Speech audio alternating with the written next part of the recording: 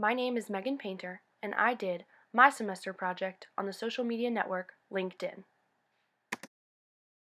LinkedIn is a business-oriented social network founded in December 2002 by Reid Hoffman, Constantine Guric, Jean-Luc Valiant, Alan Blue, and Eric Lai. It was launched in 2003 and is meant to connect the world's professionals to make them more productive and successful.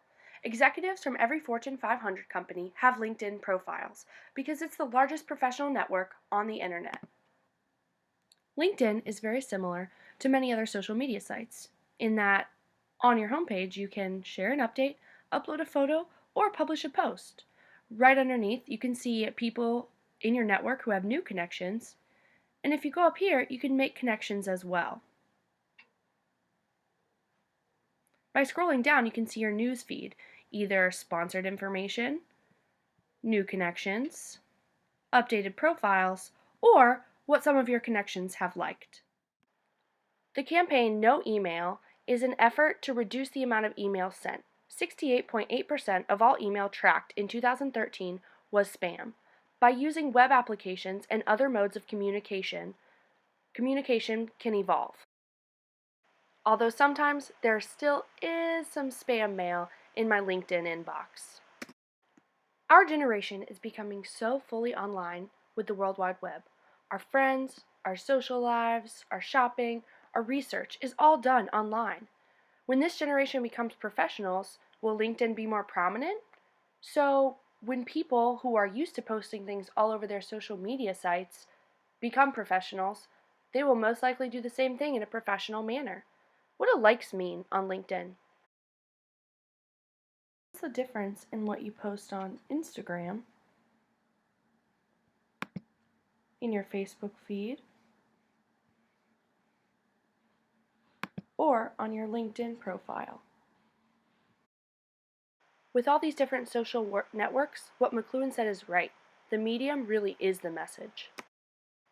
In Dana Boyd's book, It's Complicated, she talks about teens using social networks during their lives as young adults, and then that will translate to their professional lives. So in high school, they use MySpace, Facebook, Twitter, Instagram, but she says the drama is the same, the environment and the people are the same, the technology just isn't.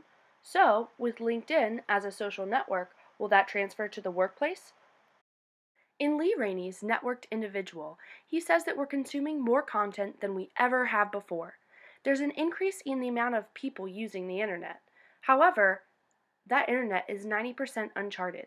In addition to a professional social network, what could come next to advance the workplace and professionals? Could Google Cardboard and virtual reality play a part in the professional world? Astra Taylor talks a lot about the power of the internet and music, and that the internet is a congregation space for people to communicate with each other. So LinkedIn is a space for them to communicate in a professional setting. On the music front, she talks about Spotify exploiting the artists because it gives them less money for people to stream their songs. LinkedIn works for the general business person because there's no exploitation of service. It's just a connector to enhance business. When Nancy Bain talks about fandom, she talks about creating a space to market yourself and your business. Whether you're an artist on SoundCloud or a business professional on Wall Street, the internet is powerful. This is my space to market myself and my business. Andrew Sullivan, a popular blogger until 2015, discusses the dehumanization of people via blogging. Social networks lead to the dehumanization of people online.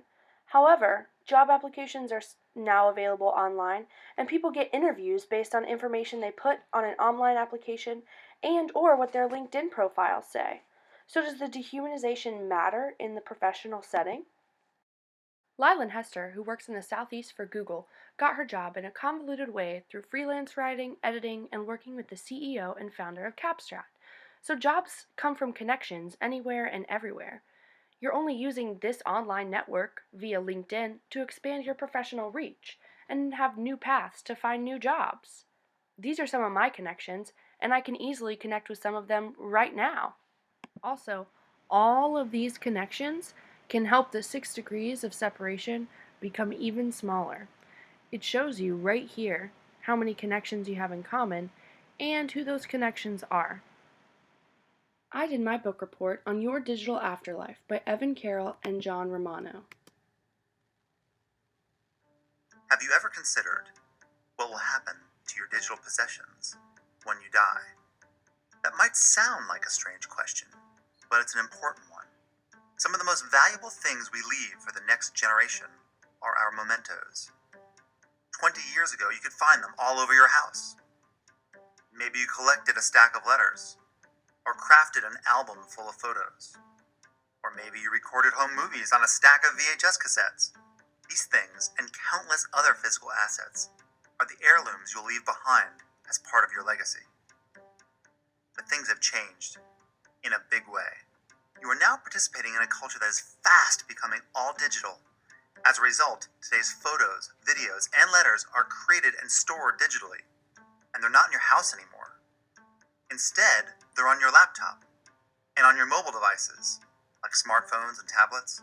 Increasingly, assets are stored on the internet in what we call the cloud. Your videos might be on sites like YouTube and Vimeo, your email at Yahoo or Gmail, and your photos might be at Flickr or Snapfish. You probably have a social profile at a site like Facebook and a myriad of other things, many of which are, how shall we say, private? LinkedIn is an online asset, like a work portfolio, that's kept on the internet in your social profile. Edward Snowden is obviously worried about privacy, and LinkedIn gives you that privacy, just unfortunately not the anonymity. Just like any other social media site, LinkedIn has a certain amount of privacy. If you're to search yourself, Megan Painter, LinkedIn,